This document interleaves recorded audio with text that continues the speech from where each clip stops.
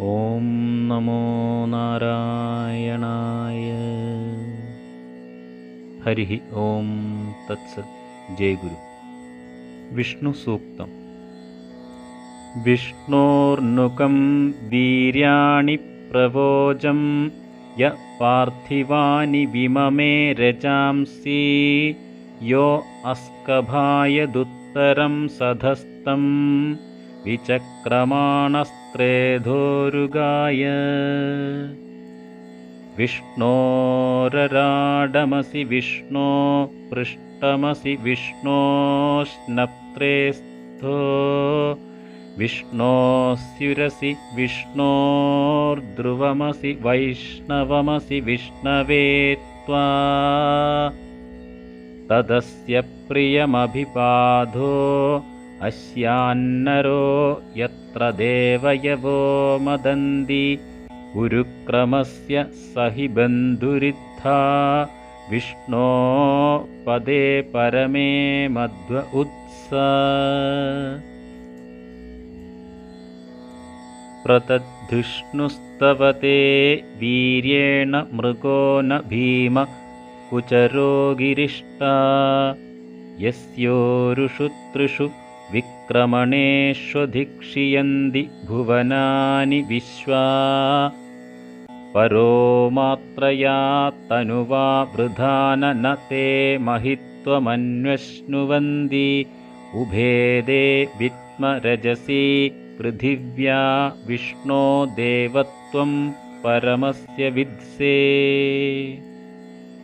വിചക്രമേ പൃഥിവീമേഷ ഏതാം ക്ഷേത്രായ വിഷ്ണുർമനുഷേ ദശസ്യൻ ധ്രുവാസോ അസ്യ കീരയോ ജനാസ ഉരുക്ഷിതിം സുജനിമാചകാര. തൃദേവ പൃഥിവീമേഷ ഏതാം വിചക്രമേ ശതർച്ചഃ സമ്മഹിത്വാ പ്രവിഷ്ണുരസ്തു തവ സസ്തവീയാന്ദ്വേഷംഹ്യസ്യ സ്തവിരസ്യ നാമ.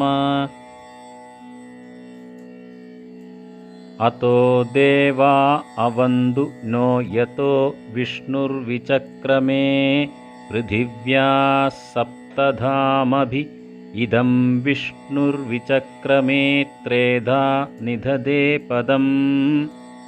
സമൂഢമസ്യ പാംസുരേ ത്രീണി പദാ വിചക്രമേ വിഷ്ണുർഗോപാ അധാഭ്യ തതോ ധർമാണി ധാരയൻ. വിഷ്ണോ കർമാണി പശ്യത യതോ വ്രതാനി പസ്പശേ ഇന്ദ്രസ്യ യുജ്യസഖാ.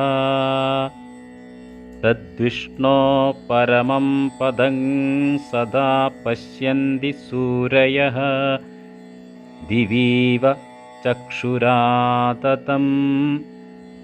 തദ്വിപ്രാസോ വിപന്യവോ ജാഗ്യവാംസസമിന്ദദേ വിഷ്ണോര്യത്പരമം പദം പര്യാപ്ത്യാ അനന്തരായായ സർവസ്തോമോദിരാത്ര ഉത്തമമഹർഭവതി സർവസ്യാപ്ത്यै സർവസ്യ ജിത്यै സർവമേവ തേനാപ്നോതി സർവം ജയതി.